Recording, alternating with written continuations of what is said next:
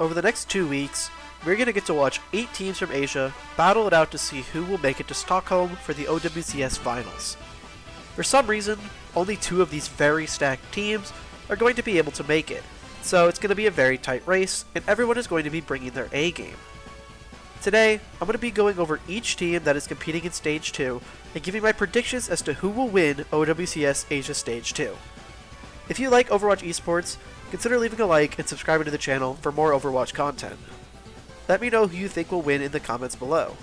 I also have a Twitter where I talk about Overwatch, so consider following me there, link is in the description. With that said, let's start with the teams that actually have a shot at winning this thing. Realistically thinking, the Korean teams will probably take up the top 4 slots. No disrespect to the Japanese or Pacific teams, but Korea is just on another level. The question is, who will win? Well, if we're going off the Korea Stage 2, Team Falcons are probably a good place to start. Falcons had a pretty disappointing group stage, mainly due to some strange substitutions and a pretty poor read on the meta. Stalker and Chio were getting subbed out a lot, and although Happy did fine, I guess, Majed looked a little lost out there.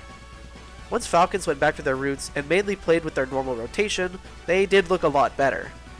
Once Juno was available for play, it was pretty clear that they got an early jump on the meta, and they used that to upset Crazy Raccoon and win Korea Stage 2. They looked pretty coordinated, and it's pretty clear that double flex DPS is just a perfect look for this team. Proper Stalker on double flex is a scary combo, and they have a serious advantage over the other teams in that regard. However, Falcons have a serious history of choking, and I'm kinda worried that they won't be able to hold on to their lead. I fear the other teams may have caught up to, or potentially have passed them already in the meta, although that does remain to be seen. Proper is still Proper at the end of the day, and this team is certainly stacked, but until they prove otherwise, I will always believe that this team will find a way to choke. Hopefully they won't, but just keep an eye on them. The runner-up in Korea, Zeta Division, are certainly a curious team to watch. They looked pretty good throughout the group stage, and seemingly do have a pretty good read on the meta, but a disappointing result against Team Falcons means that there are definitely some improvements to be made. Recently though, that improvement has arrived with their acquisition of Pelican. Pelican is a phenomenal flex DPS player that will absolutely raise the ceiling of this team. I don't know whether he's going to play over Alpha E, or whether it'll be map dependent, or maybe he's just here for double flex, but whatever the reason, Pelican is a great pickup that can only really help this team. Despite being a rookie, Heesong is fitting into the team very well, and the backline seem to be handling Juno as well.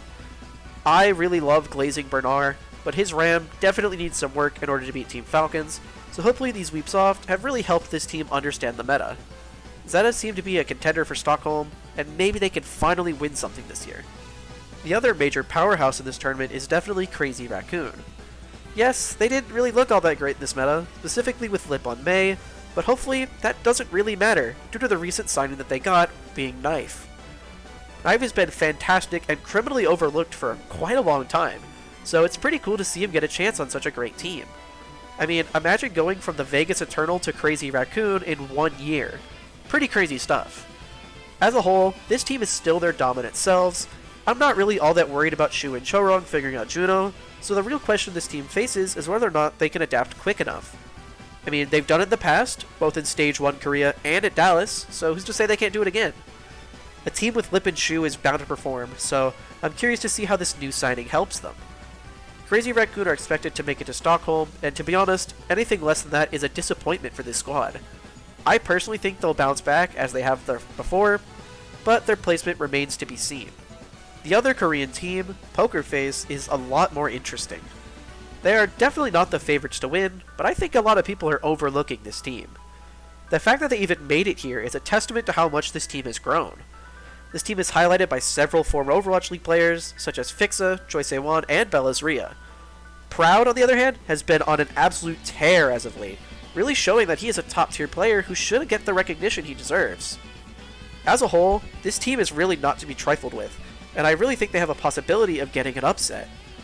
Teams with low expectations and low pressure have a pretty good opportunity to make magic happen. That being said, they really did look like the 4th best team in the playoffs, so if they want an upset to occur, they're going to have to put in the work. Either way, keep an eye on this team, as you never really know what's going to happen. Before we talk about the non-Korean teams, please consider leaving a like on this video and subscribing to the channel. We recently just hit 500 subscribers, so thank you all so much for the support. Moving over to the Pacific region, Bleed Esports and 99 Divine are really fun teams to watch. I'm not exactly expecting any upsets, but never really count these guys out. As we've seen during Stage 1 and the Esports World Cup, the Pacific region is not a region to ignore. Bleed may have lost clear, but they kept most of their core from Stage 1, and they added Maka from the 2023 Mayhem. This team has some serious potential to punch upwards, and they are definitely a team to keep an eye on. The other Pacific team, 99 Divine, are mostly made up of the Makers roster from Esports World Cup, sporting well-known talent such as Colorhex and Opener, as well as having Unter as their head coach. In the upper bracket, this team actually beat Bleed, so they definitely have that potential. Both of these teams, I'd say, are pretty equal and are very hungry to prove themselves, so don't count them out quite yet. They might be able to sneak a map or two off these Koreans. In Japan, we had a very surprising result. The number 1 and number 2 seeds, Varel and Insomnia, got upset, and instead, Lazuli and Yam Gaming, who are the 3rd and 4th teams, actually made it to the tournament instead. Lazuli are a team I really never expected to be as good as they are. The Korean players Hidden and Shui round out this team full of stacked Japanese talent. They really weren't expected to beat Varel or Insomnia, but here they are, so keep a great eye on them. It's also nice to see Shui again. If you don't know who that is, he played on the 2020 London Spitfire, and it's really happy to get to see him again, honestly. Nam Gaming, on the other hand, also have a pretty good team. Scarlet and Daisy are a pretty great DPS line, and Mimosa has been really great on the support. The Japanese region didn't perform very well in Stage 1, so it's really up to these teams to step it up and make some upsets happen. They aren't expected to win this thing, so there's not much pressure, so I really hope to see them perform. Here is my prediction bracket for Asia Stage 2. I think the biggest surprise is that I actually don't have Team Falcons making Stockholm. To be honest, I just struggle to trust this team. Every time I predicted them to win, they have flopped and disappointed at every single turn. I predicted them to win Asia Stage 1, which they lost, I predicted them to win in Dallas, which they lost, and I predicted them to at least make it to finals for Esports World Cup, and they didn't. On the other hand, Crazy Raccoon have always showed up when it matters. In Stage 1, they lost Korea Finals, but they bounced back in Asia Stage 1, and when it mattered, they won easily. I've just been burned by Falcons too many times to trust them.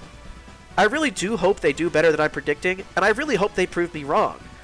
But until then, I'm going to continue to doubt them until they can prove that they can win. As for Zeta Division, I think that the Pelican pickup is exactly what this team needed. I think they have what it takes to beat Falcons with this help. They were so close before, and I think this might just push them over the edge. And as much as I love Poker Face, I don't expect them to make top 3, but it'd be pretty cool if they did. As for the non-Korean teams, I do expect Pacific to perform pretty well, maybe taking a few maps off of Korea and probably beating the Japanese teams. I do hope those teams perform well, but their track record holds them back, and I rank the Pacific teams a lot higher.